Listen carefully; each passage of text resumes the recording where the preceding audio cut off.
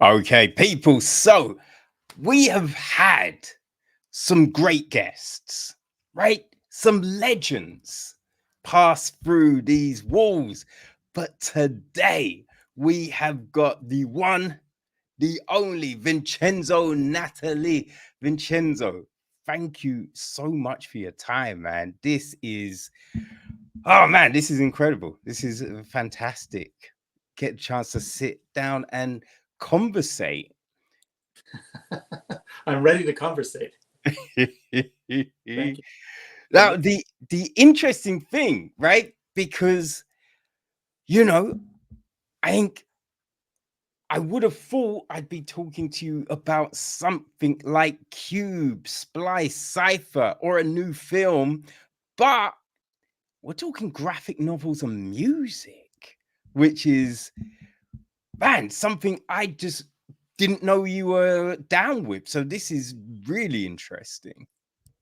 Yeah, it's great to talk about new things. I mean, it's really the times that have brought me to this place, because between the pandemic and then a very serious industry strike that we had last year, I've had all this time on my hands where I can't really make movies or TV shows. And so, yes, I devoted my time to these other projects.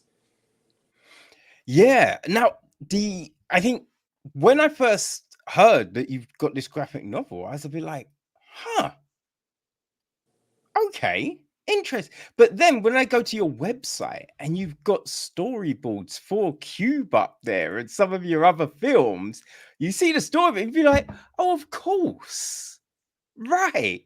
Like, this makes so much sense. He's got a graphic novel because your art and the fact that you did the storyboards, I feel it kind of goes hand in hand to this other style of storytelling. Like, what was that journey like, from films, from storyboarding to then structuring, a graphic novel or a comic book, as it were? Sure. Well, it's almost the reverse, because my first love was comic books. So as a kid, that was my thing. And then film came a little bit after that.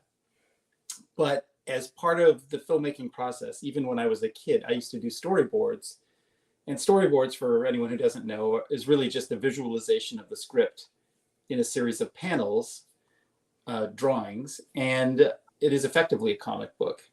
And I've just never stopped doing that. So for any film or TV show I've ever done, I've always drawn it first. And so in a way, I've kind of been a frustrated comic book artist this whole time. And one day, to give you the very long story, Apple came out with this iPad Pro tablet. And that was the first tablet that you could actually draw on the screen. And when that came around, I was like, oh, maybe I could do a comic book, because using that technology permits me to do everything: the penciling, the inking, the painting, the layout, all the text, everything in one place, and rather quickly. It permits me to do things faster than I would be able to do if I had just pen and paper. And I started thinking, maybe I could just do this. So that's how it started. I just started doing it. And in over a 5-year period, when I was in between jobs, and then really thanks to the pandemic, I was able to finish this 200-page graphic novel. And then found a publisher, and now it's out in the world, for better or worse. Well, I read it, and I really enjoyed the story, man. I really enjoyed this story. Like, yeah, there's so many things that it kind of reminds you of, but it feels very unique in its own thing, right? With Shell and the modules and the way they work and everything like that just feels different. So, let's start with here. What were the comics that you enjoyed as a kid? What were the influences to a young Vincenzo? Well, young Vincenzo, and that was a long time ago because this is an old Vincenzo. I'm 55. So when I was a little kid, Marvel comics were my thing. There's nothing interesting about this story. This is a story shared by millions of other people. So I was, I was into superhero comics when I was a little kid. I would say later, my interest would move, away from the superhero thing, more into horror comics. Bernie Wrightson, who is a very famous American comic book artist who worked with Stephen King quite often, was, maybe my favorite comic book artist growing up. And then later on, I discovered heavy metal and all the European artists that were imported here through that magazine and other places. So Jean Giraud, who's known as better as Moebius, Enki Balal, Philippe Drouet, those guys in my later adolescence were really mind-blowing to me. And I would say, maybe a little more informative, certainly with tech, like how I would have approached that. I definitely stole from them liberally. I mean, there's so much. There's obviously, I have a great appetite for comic books. I love them, and there are many, many influences. Okay, yeah, I think yeah, when you mention that, like stuff like Techno Priests definitely comes to mind Sure. when you think of like the art style of tech, right? Like those and Incal and Techno Priests definitely come to mind with that. Like, has this always been your art style, or have you gone through different? I remember looking at people like Steve Epting, right? And you see his kind of photorealistic art style from now, but those early pieces that he did, completely different. Completely different. So it's just, and you notice that with a lot of people that, you know what I mean? Like their original work is kind of aping some of their idols, like a Jim Lee, a John Byrne, Steve Buscemi, people like that. And then they slowly find their own voice, right? Which I guess it's a similar thing with movie making. You know what I mean? You start off like being so influenced by certain people that you kind of use that as a beacon for your ideas until then you find your voice for the screen. So yeah, has your style changed a lot over the years, would you say? Yeah, I went through I had no formal art training. So, I just would draw a lot when I was a kid. And I haven't seen those drawings in a long time, so I'm not sure exactly what they look like. But definitely Bernie Wrightson, yes, would have been a big influence. And then later Moebius probably. But then I ended up doing storyboards for an animation studio in Canada called Nelvana. So I did a lot of kids' Saturday morning programs. Yo, you worked on Baba the Elephant and Rupert the Bear, and those were two of my favorite cartoons as a kid growing up. I used to get a Rupert annual every Christmas, and so when they brought out the car, I was just like, oh my god, there's a cartoon of this, and Baba the Elephant was great. And I saw that you worked on those as a storyboard. I was like, oh my god, this is incredible. Yeah, it's pretty funny. It remains a very large studio. And a lot of things went through there, and that was like my formal art training. I came in there as an assistant storyboard artist, and I worked there for 5 years. Eventually doing boards on my own there, and I think they corrupted my style.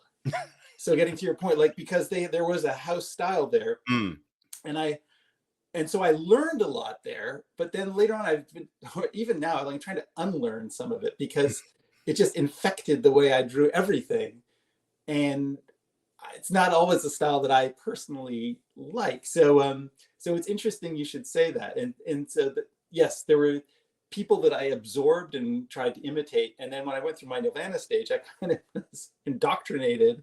And over the years, I've been gradually trying to like strip some of that away. But even I don't think I ever can. It was too, I was too impressionable an age when I did it. And now, I mean, I don't consider myself a particularly good artist. Like, I think I have a certain ability. I'm fast. I will say I am fast. So that's why I was able to like finish the comic book, was just because I can kind of keep to a deadline. But I'm still discovering. Maybe I have an imposter syndrome or something, but I still discovering like my style. And it was interesting. I think the tools affect that as well. So when I did tech, I used the iPad, which is the very device that I'm speaking to you now, using to speak to you now. And the tools available to me, I think, influenced the look of the comic a lot. Like I developed my own sort of painting technique. And that I think had a real influence on how the comic book looks like. So maybe I'm just not a very strong artist. I'm easily influenced by the tools available. But yeah, I think that's, as I get older, that is part of the joy too, is I'm learning to accept that maybe you're always changing and you're kind of always malleable, and maybe having a very distinct identity isn't necessarily a great thing, or maybe your identity is distinct, but it expresses itself in different ways, and maybe there's multiple aspects, facets to who you are as a person or as an artist, and they get expressed in different ways and on different projects. So it's been nice that way. I feel like sorry, I'm giving you a very, very no this is great. This is great. Keep going. Well, so most of my professional life has been involved in making movies or TV shows, which is almost the same thing these days. And I often describe it as, it's like trying to paint with a 12-foot brush, because there's so much between you and the canvas, so much between what you want to do and the end result. Yeah. That a lot of your energy and the learning curve goes into figuring out, well, how to use the 12-foot brush to get what you want, because there's just a lot of money, people, technology, like many, many things that are involved in that process, which is sometimes exhilarating and great because it's the world's biggest play train set, as Alfred Hitchcock would say. But it also, creates a sort of buffer between what you want and what you're doing, what you want to do and what you're doing. So doing the tech book was very liberating, because it was just me and this iPad, and I didn't have anyone to answer to. There was no oversight, for better or worse, and there was no energy that needed to be expended in convincing anybody about what I wanted to do. I just did it. I would just sit down and do it. And I feel like the intimacy of that process was enlightening. That just to have this quiet sort of space where it's just me and my Apple Pencil and the screen, and that's it, kind of made me a little more sensitive and a little more educated in terms of how to take pleasure from the artistic process. It was which in turn informs filmmaking or anything else. So it's been more than just like a journey to make that book. I feel like it's a bit of a journey of self-education and understanding as to how the creative process works. Yeah, no, I think that's very interesting. You know what I mean? Because especially the 12-foot brush thing, because the amount of times, because I work in marketing communications as a day job, right? And the amount of times you go into a company and they're like, we want you to do this and this and this, and you'd be like, boom, I can do that, no problem at all. And then you give them a plan, they're like, oh, we've never done it like that before.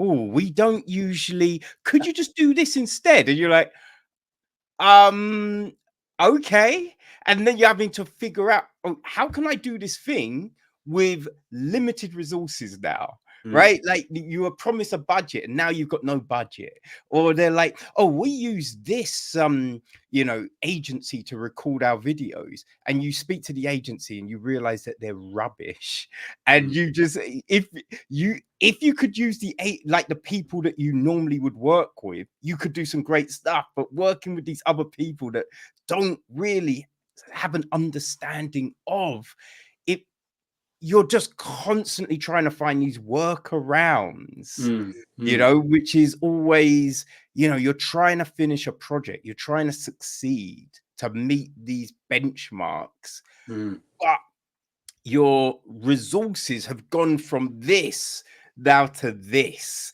and mm, it's just like, how do I make this work? mm. So I definitely can understand your thinking around that kind of aspect of things.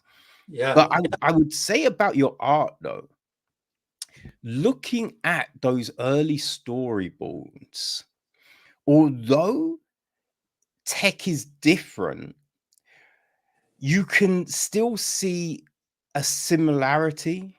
Mm, It's like you can see that there's familial bonds there, like it's a mm. cousin Yeah. of, you know what I mean?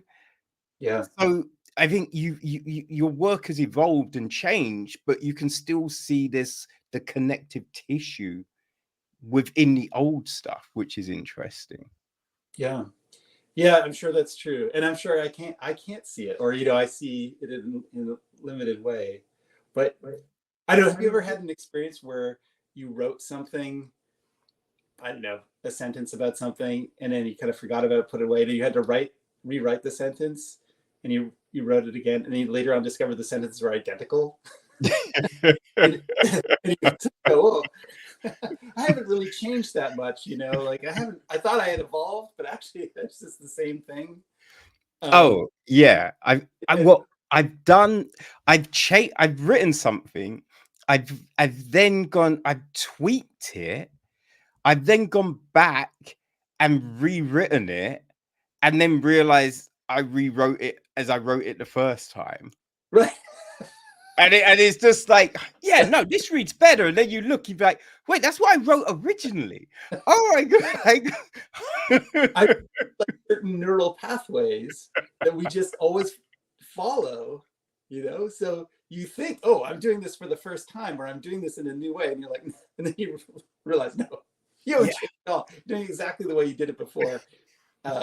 So I think, and especially with drawing is such an intuitive thing. Like to me, Mm. it's not at all intellectual. In fact, if I think too much, I start to mess up. I don't even know. I don't know how to draw, really. I mean, I could give you some rules, but I honestly don't know how I do it. My body just does it. It's a Yeah. totally non-intellectual activity. Um, and so I think it just follows. At some point, I learned how to draw a face, and I probably could unlearn it with enough effort, but it's sort of imprinted in me. So those, yes, probably there's a lot of, as you say, familial connectivity between the old drawings and the new ones. Mm. But I think when you said earlier that you didn't think you were the best artist, right? I think there's character to your work, right? And I always look at things like the singing shows we have on TV, like The Voice and American Idol and all of them kind of things, right? Mm, Where you have these conveyor belts and they're churning out people. And a mm, lot of those people, or the people, sometimes you see a clip and you see someone, you think, oh, they sound great, but they don't get through. And they'll vote someone else through, and you'll be like, wait, really? mm, And I find a lot of time, people that come from those shows, you can't, if you shut your eyes, it'd be hard to pick them out of a lineup, mm, you know? But then you have singers like I don't know, like Hendrix, right? Like Chrissy Hine, Jack White, you know what I mean? And I'm sure if they went on those shows, they'd be like, no, don't sound right. You don't. Right. But it's the distinctiveness of their voices which set them apart that make Yes. those songs so great. And I think it's the same with all forms of art, right? Whether it's sculpting, you know what I mean? Like there's people that probably, they've started with some of the, and they do it so, on the lines, but it doesn't have character. And Yeah. then you've got someone else who hasn't necessarily had all the training and they're throwing something together and it looks a bit, ragged maybe, but it's got so much character that it just screams at you. Yeah. And I think that's the incredible thing about art, that you can look at some people's pencils and they might not be refined, but the emotion they invoke is just palpable. And I think that's a big thing with tech, that I mean, when you've got Tess, right, and you see those scenes of Tess in the water and just her face, man, you feel it, right? You're just like, fuck, how could they do that to her? Those bastards. You know what I mean? And I think that's what your work does, man. It invokes so much emotion. It's great. Well, I think that's just such a profound observation that you've made, because I agree. And I think it's going to become more important for us to understand that, because as we sort of slip into this very strange AI world, which does seem kind of inevitable, and all the algorithms associated with it, I think there is a flattening of culture. It's complicated because this has many layers to it. But for instance, in the film world, with Netflix and companies like that, they're using algorithms to understand what people like. Yes. And they just want to give the consumer more of what they supposedly like, based on all the data of observing them watch things. And how long, by the way, I know, because I've worked with Netflix, it's not just about what you watch, it's about how you watch it. Yes. When you turn it off, how much will you watch before you switch to another program? If you stop and start, all that, they have all of that information. And, but I don't believe that pleasing the viewer or giving the viewer what it appears that they want is necessarily what they truly want. Exactly. And that you following those formulas has the effect of making everything the same. It creates a sameness, even if it's just in the selection of material. Like, for instance, when you go on any one of the streaming platforms, it'll at some point recommend things to you based on what you watched. Yeah. And sometimes those recommendations are good, but I think we all know that probably the most impressive, exciting experiences we've had watching movies or reading books or whatever are when things that we wouldn't expect to like are introduced to us. But that's usually when you have a kind of revelation, when it's something that because it's something you haven't experienced before, and it hits you, it strikes you. And so I think that's the danger of the algorithm, is that it has a tendency, it doesn't understand, it can't do that, because it's always going to go for what's known. It's never going to take you somewhere that is unknown.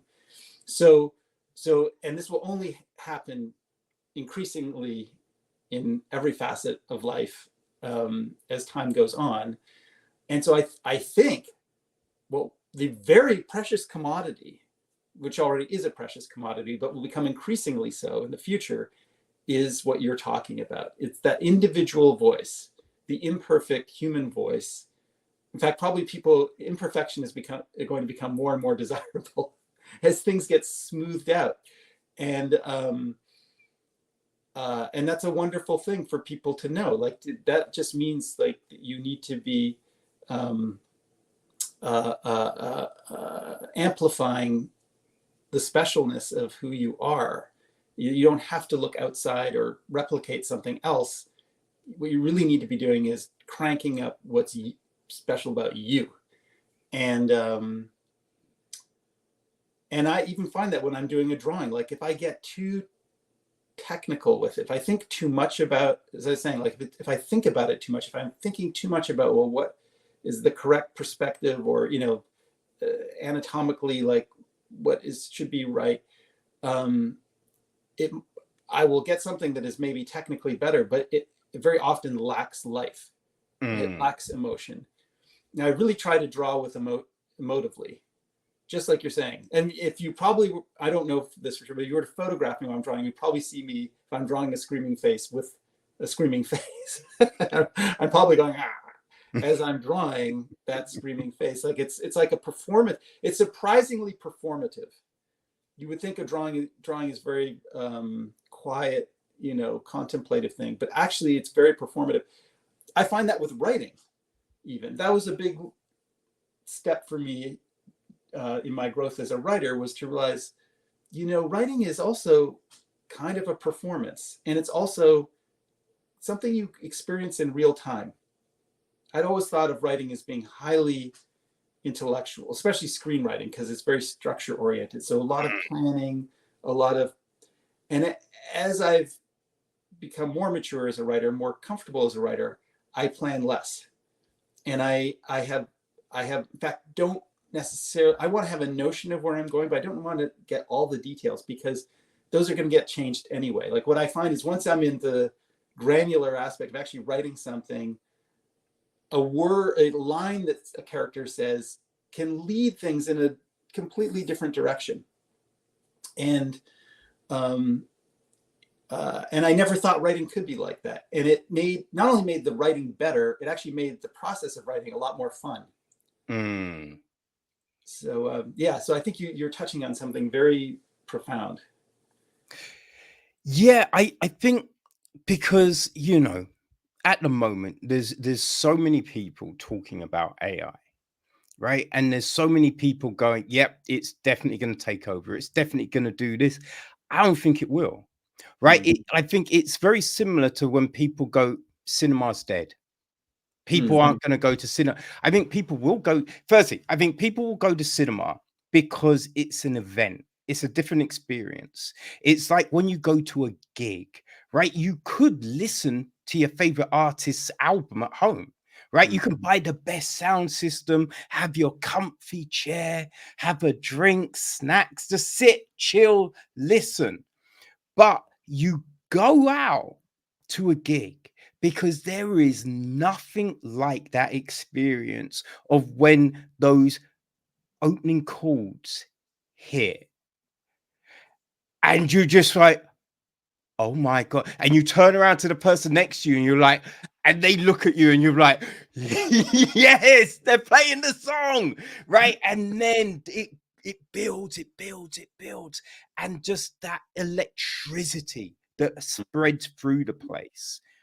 That's why people go to gigs. And it's just like when you watch a film, I remember like watching Black Panther, watching Endgame, Infinity Wars. There were those moments when just everything, like everyone's like, oh my God. And the place erupt, and there's nothing like being in a screen like that. Just vibing off of everyone's enjoyment, right? Leaving a screen and everyone's just like, oh, what did you think the end meant? What about when this happened? Like with Inception, everyone's just like, I mean, it stopped, right? The thing stopped. No, it didn't stop. It just kept on going. And they're like, no, they stopped. No, it's in the dream. No, they're still in the dream. And you just hear those conversations, right? And that is just incredible. It's an incredible thing. So like cinema's not going to die because of that. And I think when you look at AI stuff, and you hit on it earlier, right, where things are too perfect. You know what I mean? Like when you look at an AI, because it's plowing through the internet going, oh, so they're saying that a story should be these structured, right? We're going to do these structures, and we're going to do this, and boom, boom, boom. And so there's no imperfection. It's all too smooth, right? And there's no character. And what you get from the human experience is character. And I don't think AI, now it can try and mimic it, but I've equated it to, I believe, right? The AI and the sophisticated AI movie kind of thing, it's just going to be like a Hallmark film. Mhm. You know what I mean? That formulaic structure and a bit that's what it's going to be. But I don't think you're going to get a cube, right? I don't think you're going to get a splice. I don't think you're going to get a neuromancer, a peripheral, anything like that from AI at this moment in time. No, here's my fear though. I 100% agree. My fear, it's a very complex issue, AI, because it's multi-tiered. It gets into so many different things, but my dark sci-fi brain goes to this place where, like, okay, AI is at its infancy right now, so it's like a little microorganism, but in comparatively short amount of time, it's going to evolve, and it's going to get to this point where it's smarter than us, maybe. And at that point, would it then be able to create things, like get creative enough and understand enough that it would, like an adult with a child, find a way to touch us and amuse us in ways that are incredible to us, that we can't even compete with, where it does become hyper creative? That's the dark, scary future to me, where I'm not afraid of AI in its current state because of all the things you said. When it comes to art, when it comes to writing, anything like that, I feel that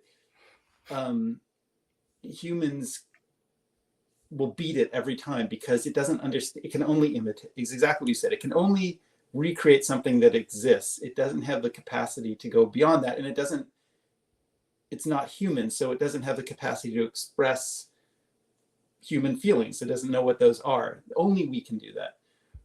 But my dark future is that eventually it'll evolve to a point where it can do all of that. It does, even though that's what it is, it understands us so well that it is able to produce things, and very creatively produce things that are meaningful to us.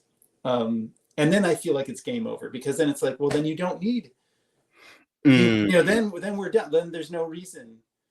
So to have artists or creative people, or to do it, or for more importantly, there's no reason for people to do anything. So that's my very dystopic, dark vision of this thing. And sometime in the hopefully distant future, I hope it never comes to that. But in the meantime, I think you're right. And I have complex, this is like branching into a whole other thing, but I have complex feelings about artificial intelligence because it's also very exciting. For sure. And then there's a filmmaker who doesn't get a lot of money to make his movies. The prospect of it being able to create things that would be very, very expensive for me cheaply is very enticing. Like the reason why I keep making movies in one environment.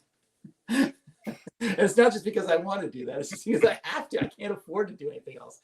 So if it could expand the palette of what I put into movies at a cost that permits me to work with them, then it's very, very tempting. And that's why I always think it really is a genie in the bottle. Like, it promises so much, but then once it's out, you're screwed.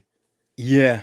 I mean, there is that, but I think not having those huge budgets, right? It's forced you to be very inventive. And I don't think that we had seen something like Cube before. And when you think about all the things that it has birthed, right? So many things I don't think you'd get like Escape Room or Saw or half of these things if Cube hadn't have come out. You know what I mean? So like it just forced that creativity. And I think that's what I think that's the potential of AI as well, right? It's going to force people to be more inventive. Because I think, yes, as AI gets better, it's going to produce films, but I think the films are going to be like, right, Fast and the Furious. I think they're going to be like the current rom-coms that we Yeah, get. Because exactly. my thing with the rom-coms, a lot of the rom-coms, not all of them, there's been some great things like Linklater's Before trilogy, which I just love. I think it's incredible, right? There is a nuance in the way his characters interact. They feel real. But the normal Hollywood rom-com is just a little smooth, right? We're going to have an argument, but then we're going to, realize that, oh, why did we do that? Even though we just said some horrendous things to each other, which which it's gonna take more than just a, oh, well, I really like your hair too, and now we're all happy. It's like, no, we need to sit down, we need to have proper conversations, but they don't show that, right? And I think that current formula is where like AI will potentially get to, because people love those films, right? It ends with us, and all of these like Anyone But You, huge films. And I think AI will be able to make things like that, and so people will love it. But I think there's still the room for other people, because when you look at I forget what it's called, but in Japan, you've got that art, when like a pot breaks and Yes. then they put it back together, but they put it back together so you can see the break. Yes. And I think that's where we'll be. We'll be the people creating where you can see the connective tissue, you can see the breaks, but that's the beauty in it. Yes. Yes. No, it may do. I'm sure you're right. Like, and certainly in the short term, I feel that the more generic cinema becomes, and there's strong economic forces that push it in that direction. Yeah. Because movies are so expensive now. Even a romantic comedy is an absurdly expensive proposition, and therefore highly risky, and therefore they have to play it safe and give people supposedly what they want. But we know at the end of the day that it's good. We circle back to where we were before. The consumer doesn't really know the consumer may know what they want. They don't know what they need. And it is the works of art that come and fulfill that need that leave an impression and that become culturally important objects. And I think that only humans can do that. And I think that certainly at this moment, and that the more generic Hollywood becomes, the more desperate it will become, because it will become increasingly unpopular, because people just get bored. Audiences are highly educated now, they get bored. And I think that Hollywood has created a unsustainable paradigm, where they chose at a certain point to only make blockbusters. I remember when that happened. I remember being told that by a studio executive. And once they decided to do that, they kind of painted themselves into a corner, because that really meant they could only do one kind of thing. Yeah. And it also meant that it had to be based on something famous, like some what they call IP, famous IP. And there's only so much of that. Yeah. You can only go back to the well so many times. So I do think that anyone who thinks that cinema's dead is probably being a bit premature in their prescription for the future. I think that it might be in a bit of a coma, but there's so much talent out there. There's so many great filmmakers, especially young filmmakers out there. Eventually stuff will break through. And I also know Hollywood is also best when it's in crisis. And and right now it's in a state of crisis. That's really not in a good place. So yeah, I think the pendulum will swing. I agree. I really do. And and that maybe even audiences will become more aware, consciously aware of, like, we want something different. Like, we didn't want to just wander into the next superhero movie and see the same thing we've seen 100 times before. Yeah, it's, and when trends die, they die fast. Oh, yeah. Yeah, we've seen people try to milk an idea, a concept, right? Because Cube was fantastic, and then we got Cube 2, Cube 0, which was, I think Cube 0 is kind of like Highlander 3. Because it's just like, it seemed that they wanted a copy Cube. So it was very similar to the first one, but not quite the first one. You know what I mean? And I think we get people trying to do that, but then we've got these, because I think you were the executive producer on Come True, which was such an incredible. I loved that film. Oh my God. I really enjoyed that. I didn't even realize until today you were the executive producer on it. But that's just a very inventive story. So I think the indie scene has got the answer for Hollywood. It's there, just waiting to be embraced. Yeah, it really is. I mean, I was just at a couple of film festivals in the last few months where I saw young filmmakers work, things they did for virtually no money that are amazing. I mean, really good, and really original and well crafted. Like Anthony Scott Burns, who made Come True, I call him the Garage Kubrick, stealing that term from William Gibson, but because he can do everything. He writes it, he directs it, he photographs it, he does the music, he does the visual effects, everything, and he does all of those things as well as anybody else could. Yeah. And so and I don't think he's unique. Like, I think there are, especially among the young filmmakers, there are just these multi-hyphenates out there who can do all kinds of stuff, incredibly skilled. So I do, the funny thing with the movie industry is that it never really changes. I remember a while back I read this book, The Day of the Locusts. Novel. John Schlesinger made it into a movie in the 70s, but it's about Hollywood in the 1920s. You read it, go, it's exactly like now. Nothing has changed. Not since the silent era. It works on exactly the same principles. It will never change. So it kind of goes through, peaks and valleys. But now it is, I must say, things are a little bit different because the technology has changed in such a way. The streaming platforms and how they work, it has shifted how we consume movies and how they're presented to us. And I don't think when I say people, I don't think the studios have figured it out. And I think they would admit that too. They haven't quite figured out how to monetize it, haven't quite figured what kinds of things they need to put on those platforms. Yeah. It's become very, very muddy.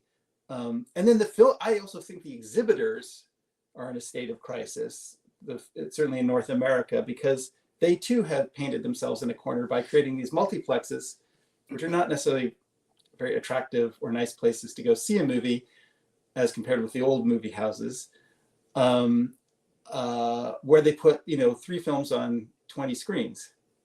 And the effect of that may produce more revenue for them, but the effect of that for the audience is you go into any movie, even a very popular one, and it's like half full or quarter full at best.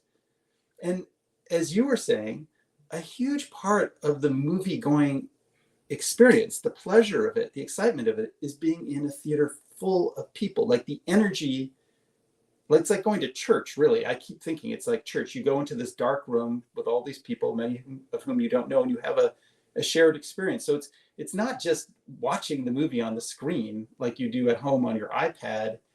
It's this shared experience. It's the energy shared by all these people in the same space. And I had an experience not long ago where I went to what's the film called? Not Competitors, the tennis film. Challengers. Challengers, thank you, Challengers. And I walked in the theater. I just went by myself, and I only got in because I was by myself, because the theater was packed. I was like, and it was packed with mainly younger women, I would say, which is not, uncommon for most movies. And it was electric. I was like, oh yeah, that's what movies used to be like. Yeah. That's it. And it wasn't a franchise. It wasn't based on anything. It was just I didn't really know what it was about. A movie about tennis with these three attractive young actors. But it was a real Hollywood movie. It was a big film. It was beautifully shot and really well directed. And I was like, oh yeah, that's what movies are like. They've mechanized the thing to such an extent that so often, first of all, you're watching something that feels very mechanical because it's based on something that's based on something. It's the third remake of whatever. And then you're in a space, it's like a big empty room with like 5 other people. And then 2 of them are texting. It's like, it's not experience conducive to making for a thrilling evening for an average movie. No. I think the exhibitors also have something to learn. Like, they've created an unhealthy ecosystem for movies. Well, I think a part of the problem with that is, right, because I've worked in a cinema while I was at uni. So I know that you're not really making money off the cinema ticket itself. That's going for the rent of the print. So they're making money from the confectionery. Yes. But what they've done is, instead of just putting an extra few pounds, an extra few dollars on top, they're like double, triple the price. So where a bag of, say, like Maltesers might be 80p, they're charging £2, £2.50. And it's just like, what is that? I'm not paying for that. I'm not paying for that. Yeah. Right. And then the other big thing, they don't make the experience good, right? So they will let crazy behavior happen in those screens, right? When I worked at the cinema, we used to give out so many comps because people were talking, running around on their phone, all of that. So I took over and I'm just like, yeah, I'm not giving out comps. And I just told the staff, I'm like, look, this is what we're going to be doing. Every 10, 15 minutes, we're checking these screens and make yourself visible. So if there is an issue, someone can come. And also, there's no longer a 3 strike policy, right? Because you know how you're meant to behave when you're in a frigging public space. So if you're talking, you're gone. It's as simple as that. And that took we gave out no more comps. There were no more complaints after that. And I think the big thing is you do that. You make people feel comfortable going because they know there's not going to be talking, right? They know you can just sit there and enjoy what's in front of you. You don't have to worry about people on their phone or shouting or being assholes. And I think that's a big thing. Yeah. Because cinema used to be the cheap date, right? It used to be, I could go to the cinema for £5, buy a cinema ticket, buy a Panda Pop, you know what I mean? A few penny sweets, and I still have some pounds left over. Now it's like 30, 40 pounds. It's crazy. Yeah. So with all of that, the experience isn't the same. So that's one of the big factors why people don't go anymore. Yeah. No. It's really, that's a huge part. Is that movies have always been for the masses, right? It's supposed to be cheap. And now it's becoming like a night at the opera. Yeah. And so it's anyway, this stuff has to change. But the desire that people have to have the good cinema going experience is there. Oh, for sure. I'll tell you, in Toronto, we have a very very active film community, and this is a film loving city. It's been, And there are repertory cinemas, what we call repertory cinemas, that show older movies very often. But they've taken it to another level because the films are curated. They'll create original posters for the films for the one night screening. They'll create like beautiful posters and cut trailers that they put on social media. And those screenings are always sold out. Yeah. You know, and for like old obscure movies, things you wouldn't possibly think that, you know, you could sell out here. So I know now that's probably a limited audience, but I know that's a very fervent audience, and it's an audience that, you know, shows up so they make money. And so I think and it also tells me that people want to see so it's just the system is, we have systemic issues right now that are really hurting the industry. And, you know, I have to believe eventually that will change because they'll figure it out as a matter of survival. Yeah, no, I definitely feel, you know, I feel we go through these peaks and troughs, things change. So I think there will be a pivot, right? There will be a pivot, and you know, things will be rosy again for a period of time, and then it goes crazy again for a bit, and then it will, you know what I mean? I think that's what will happen, you know? I think so. And then, yeah, I think movies are still the ultimate art form. You know, I mean, maybe when there are chips in our heads and I don't know what happens then, but until then, nothing really has replaced it. And any kind of gimmicky thing where you're like on a roller coaster while you're watching a movie or whatever it is they want to do, it doesn't really work. No. It's just a two-dimensional screen and a good space with a lot of good people. You can't beat it. No. And I think a big part of a movie is the score, right? A great score is just, oh my God, it really makes a film, really makes a film. And when I was listening to Delicate, oh my God. Delicate Machine. Yes. Oh, my mind just went blank for a second. I was just like, wait, what's happening here? I need to reboot.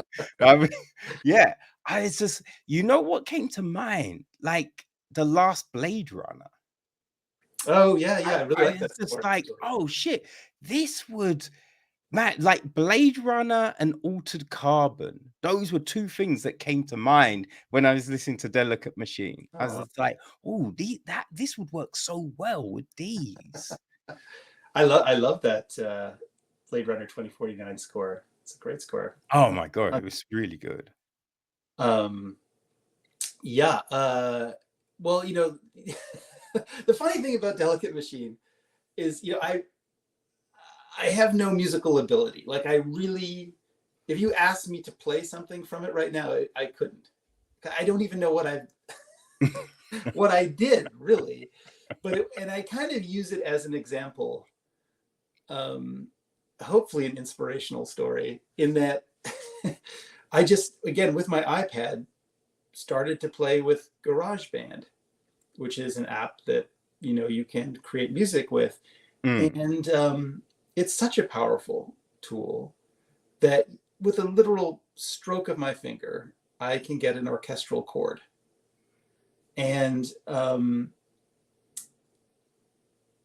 really started to play around. You know, I wasn't doing it in a serious way. I was actually doing it a lot of the time because I hate flying. And when I'm on an airplane, nothing makes time pass faster than like doing a track of music.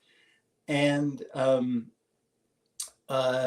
but then as I got into it more and more, it started to take a form. And at some point, I was like, you know, maybe I'll put this out there. And that's the other thing I discovered, is that in this crazy time, as long as your music meets certain technical standards, for a very small amount of money, you can put it on all the streaming platforms. Yeah. It's on Apple Music and it's on Spotify and all of those things. Probably has no right to be, but in my ignorance, I found it very freeing. I found just the process of making something that I had no knowledge about to be in some ways really inspiring, because I feel like sometimes ignorance is bliss, and sometimes Mm. not knowing things actually opens doors that are not available to the people who are extremely knowledgeable about them sometimes. And so in my playing, in my monkeying around, like literally being like a monkey with finger paint, I would discover things that I quite liked. And I would also find that these things started to develop a structure to them and a shape to them that, you know, I thought kind of worked. Uh, and so, yeah, so thank you for saying that about Blade Runner, Delicate Machine, because I think that there's a vibe there that, you know, connects those two things. Uh, and it was, again, a project that used new technology and is kind of about new technology. Mm. Like, was there anything like when you were creating the songs? Were there scenes in the mind where you'd be like, "Oh, this would be music that would be playing if you were scaling this thing," or, "Oh, yeah, when, you know, the hero's eyes lock with his foe, his nemesis across the room, this music would be play." Like, did you have those kind of things in mind when you were scoring it?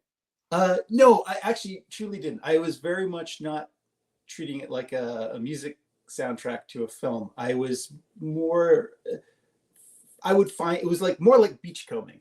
It was like walking Okay. along a beach and I'd find a sound, find an object, in this case, a sound, and it would inspire me. And then it would kind of inform, oh, this, I have a song, I hesitate to call it a song. I have a track on the album called Dragonfly. And I just came across a sound in the vast array of sounds that are available to me on this program that sounded like dragonfly wings.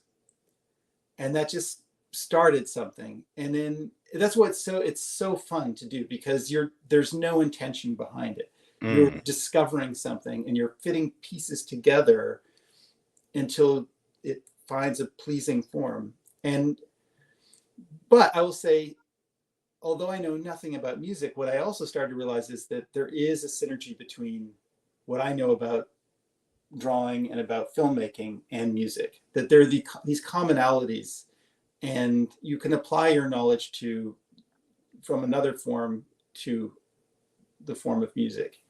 And they're just universal principles, I suppose. So I would kind of work it that way. And then again, I wasn't doing this like even with the intention of it ever being heard by anybody, but then it started to take a shape, and even kind of a thematic shape. And it's not a concept album at all, but it is. There are themes that run through the music that I think unites it, and it's very exciting to see something form itself, as opposed to me feeling like I am the author and I'm going to make this thing, and I go into it with, you know, a very specific purpose and endpoint in mind. This is the opposite. It was more like just finding stuff, and then it kind of came to life on its own. Right. That's interesting because because you know I mentioned about the whole. Were you thinking about a scene, because it does feel like it flows, like it's this body of sound that was created to be a whole, right? Like the tracks are different, but they're not like, "Wait, that track shouldn't be on the same album as that track. That's like, what's happening?" No, it does feel like there's this synergy there.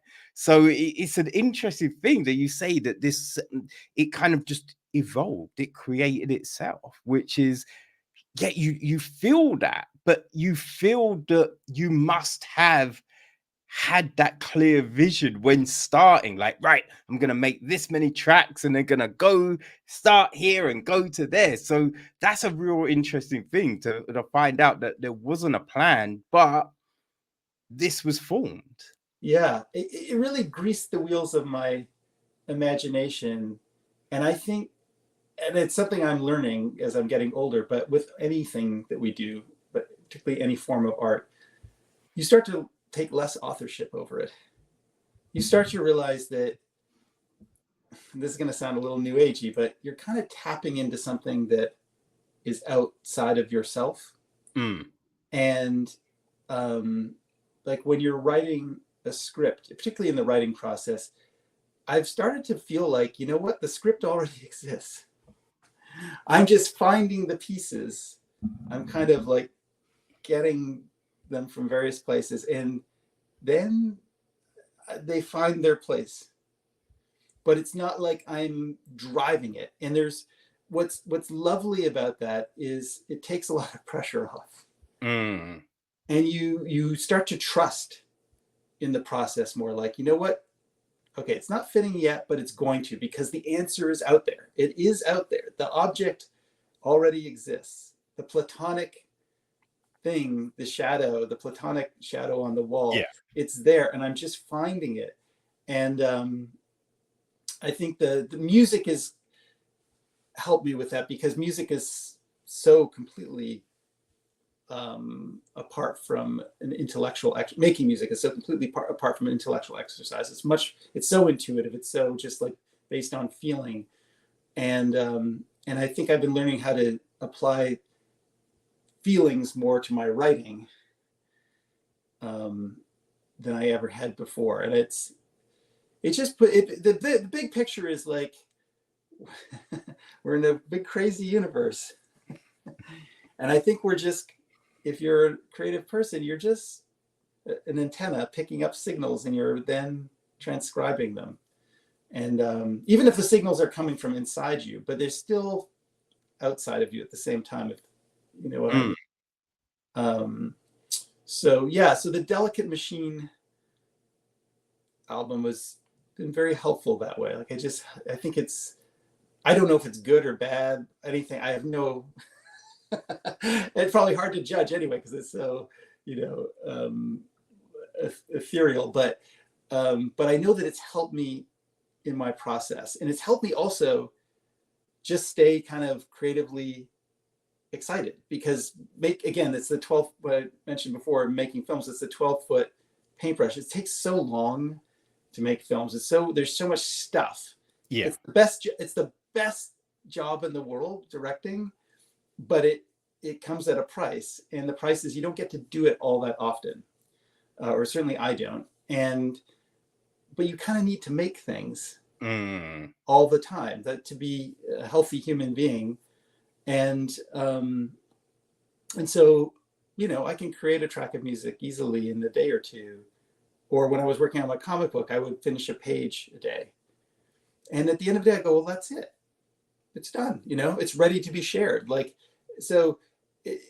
think it's important, especially for people who are in the film business, to have these other avenues that they can permit themselves to make things and then share them too. I think that's important. It just doesn't sit in the closet, that, even if it's with like 5 people, or whatever, it gets out into the world, and then it feels good. Yeah. Well, I think this really is a demonstration of your abilities as a storyteller, right? Because I think when people, when you think of the films that you've made, right, you can see that there is this incredible vision, this innate ability to craft something that can connect with people. So taking that to these other forms, right, to comic books, to music, it makes a lot of sense. Right now, if someone had said back in the day, after watching Cube, someone would be like, this dude's going to do a graphic novel. You're like, shut up. What are you talking about? And he's not going to make an album. No. But once you hear it and once you see it, you're like, oh shit, yeah, that makes so much sense. He's a storyteller. So of course, there's, art is a story, music is a story. Right. So it's just these other forms of telling. And you know what I mean? I think you've been able to harness that with tech, with delicate machine, and really like bring these new emotions forward, you know, which are like similar to your filmmaking, but still very, very different. Oh, thank you. That's really lovely to hear that. Yeah. Well, I do feel that way. And I also feel like it's important to be an amateur. Like I think Yeah. that, my chosen profession is film, and I've been so very, very fortunate to work in it. And I do feel I take a certain amount of pride in my craftsmanship. I really work hard to work at a high level. But I also think there's value in doing things that you don't know. Mm. Be an amateur and be an idiot. Like I think that, and be okay with that. I think that it opens up avenues, and I know I get too precious about the art. I get too precious about like what am I presenting to the world. I think that there's, if you look at like a great artist like Picasso, he's just like, I don't know I'm sure they've cataloged everything he's done, but it must be very hard to, because there was so much of it. And I think that when you open those floodgates, those creative floodgates, more energy begets more energy. More work begets more work. It's a very healthy thing to do. I have a tendency, and I think a lot of people in the creative world have a tendency to be too precious, to like close the floodgates in an attempt at quality control. But I actually think it has the inverse effect. I mean, Stanley Kubrick's one of my favorite filmmakers. I mean, a genius, obviously. I wish he made more movies. Yeah. And I feel, I could be wrong, I don't know, I never met him, but I suspect he was very careful about what he put out into the world, because probably at some point went, boy, everything I do better be a masterpiece. Mm-hmm. And I'm not sure that was good for him. I don't think that helped his last two movies. I think No. But more importantly, who cares? I don't think that was good for him as a human being. I think that we need to be making stuff all the time and not get too wrapped up into how people are going to respond to it. Well, yeah, you know what? Like, there's a couple of things that come to mind with that, right? Because I remember back in the day, you know, Biggie and Tupac, everyone's just like, oh my God, they're both incredible. And it was always arguments, who's the best, who's the best, who's the best, who's the best. When they both died, right? Biggie had two albums. And the second album was a double album, which if it was a single album, it would have been solid. As a double album, not the best, but there is still some great songs on it. Now, Tupac, like, I think it was Corrupt said that he has got so many tracks that he made with Tupac. He could put out, I think it was something like, 10, 20 albums, and there would be multiple tracks with Tupac on those albums. Because Tupac made so much stuff, but Biggie didn't. And I think there's something to that, right? To going, I'm just going to create, and I don't really give a fuck what you think of it. Because there's people like Adam Sandler, and like I listened to he was on Rogan the other day, and I listened to that, and it's funny because like Rogan was just like, you know what? When you look at your work, right, you go on something like Rotten Tomatoes, the critics hate your stuff, but the audience loves it.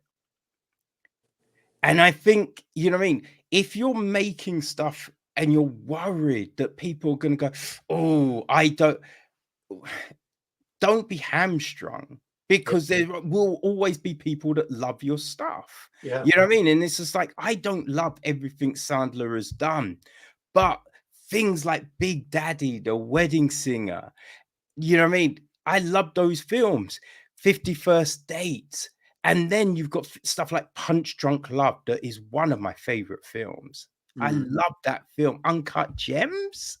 You mhm, know what I mean? Like there's mm, some great things and they're mm, very different. And I mhm. think Yeah. having that ability to make different stuff, that's a huge thing. And you know what I mean? Yeah. Don't be afraid if not everyone likes it, because you're never gonna please everyone. You know what I mean? No. No, and you won't know.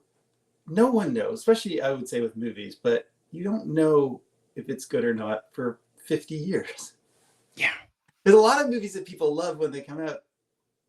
Time passes, they're forgotten. And then the reverse Mhm. is true. And I've had this, with my own limited filmography, but like a few films I've made where they're not received well when they come out. And then they're still around. 20 Yeah. years later, they're still being talked about stuff. So they have somehow something in them made them last. And I so you don't, and it makes me angry because I'm like, well, where were you people the film came out? Like, where was all this love when the film needed it when it came out? But that's not how it works. So I've just learned to be very sanguine about reviews or people's responses to things because they're very temporary. It's all, and then especially now, like there's so many voices, so many opinions, so many. It's like it kind of negates their meaning anyway because there's just too many opinions. There is, but and it's funny, right? Because I just, when you're thinking about oh god, I think it was Elemental. There was a Disney Pixar film, Mm, and when it first came out, everyone's just like, "Oh my god, this is such a bomb. This is one of the worst thing," and it didn't go away. It mm, in the top 10 and it continued and continued, and then it made like close to 1 billion. Right? It just made and then people went back to it and they're like, actually, yeah, right. it's pretty good actually. Oh yeah, no, actually, this is the immigrant story. Oh, this is so good. And and we've seen the opinion on films, as you say, change over years, over time. But this was one of the quickest, Mm, like, you know what I mean? Like cycles that we could see where it just completely changed from hate to suddenly everyone's like, this is a really good story, it's so you know? great. And Yeah. I think there are people, when it comes to like reviewing films, I think people have seen people get traction from going, this director is rubbish. The film is appalling. No, and people are like, oh, it's getting clicks, or people are loving that video. Mm, And so then everyone's trying to do that, mm, right? Everyone's trying to being like, you should not go and watch this person's film. And it's just like, look, you can have an opinion, right? But you should always be able to back that up, right? So if it's just like, you know what, I don't like that film doesn't work for me, but it doesn't work for these reasons. mhm, You know what I mean? But there's films that I didn't really enjoy, but I can be like, but the cinematography was great. Like, or I really liked the score, but I couldn't connect with the story for whatever reason. Acting was great, or just couldn't connect with it. Right? I mean, you can say something like that, but just to be like it's rubbish, what's the point in that?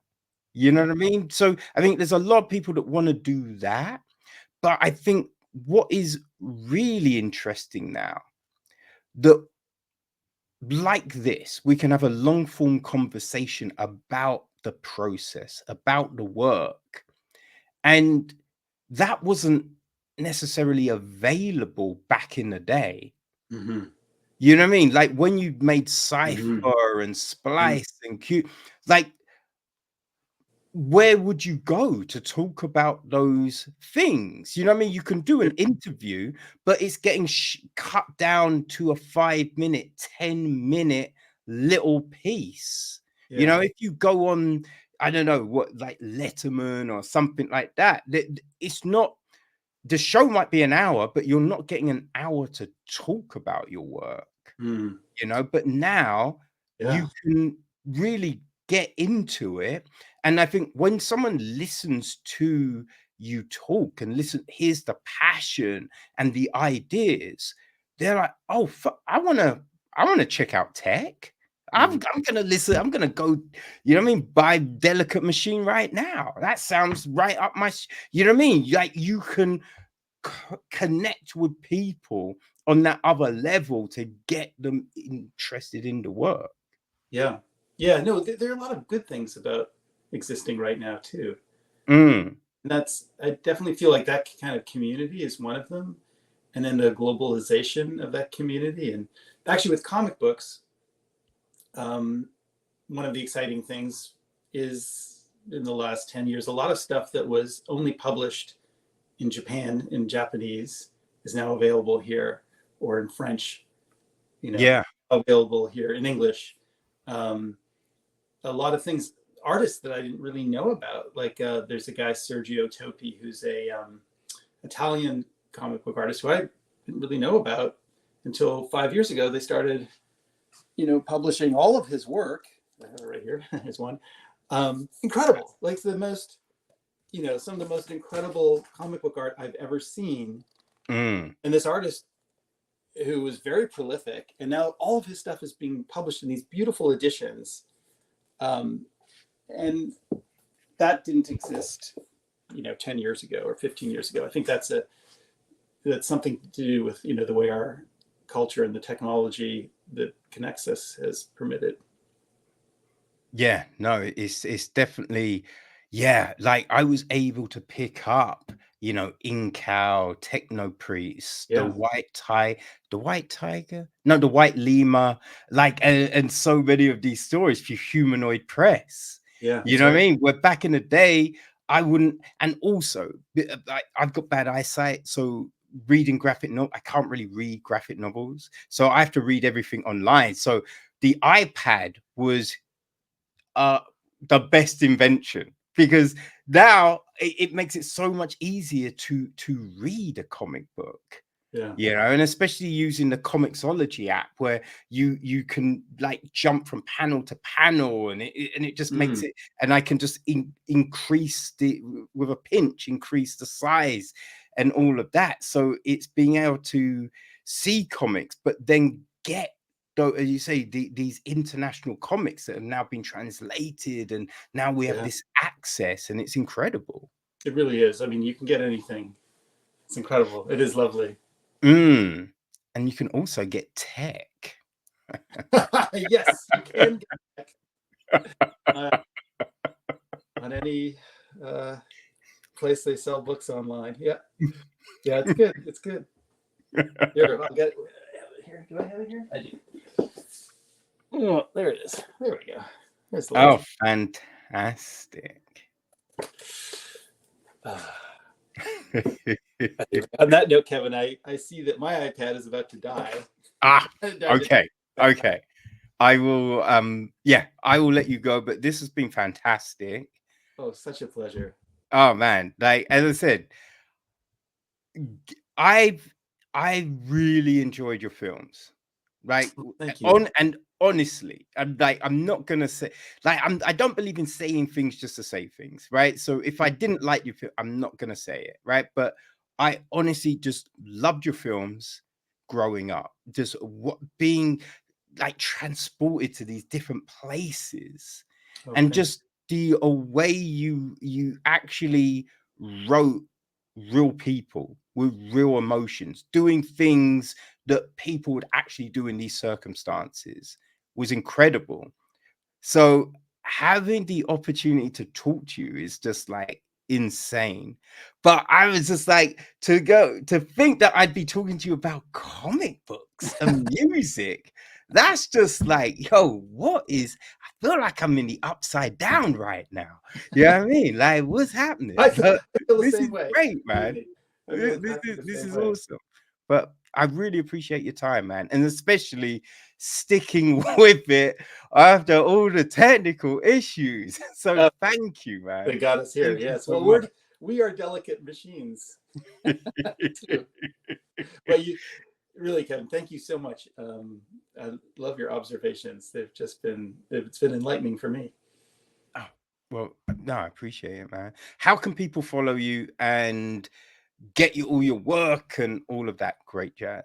I have a website, which is just my name, Vincenzo-Natali.com.